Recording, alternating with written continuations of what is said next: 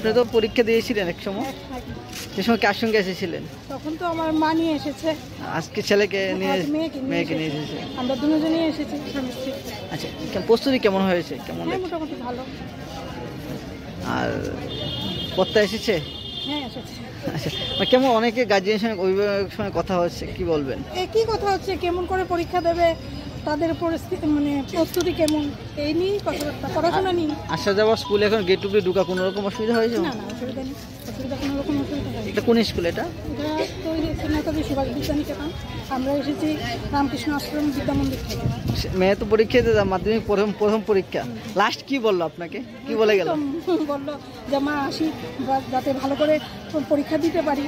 তার মধ্যে সব কিছু আছে, তার মধ্যে পিতামাতার আশীর্বাদ সবচেয়ে বেশি ভালো, মানে তার কাছে মনে করছে যে পিতামাতার আশীর্বাদটাই বেশি। এটা আমাদেরও গুরু তো আছে, তারপরেও পিতামাতার আশীর্বাদটাই নেই। ধন্যবাদ। কেমন লাগছে?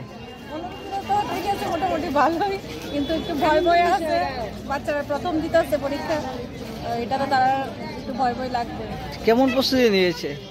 প্রস্তুতি ভালো। মানে আপনি কতটুকু গাইড করেছেন? আমি তো কালকে তো আমি মানে মেয়ের শরীর ভালো আসলে যতটুকু পারছি ততটুকু।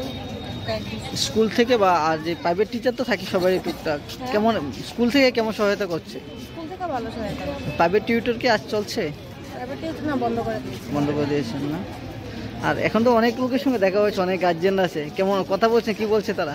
একই পড়া সম্বন্ধে কথা বলা হচ্ছে। আজকে তো ইংরেজি পরীক্ষা।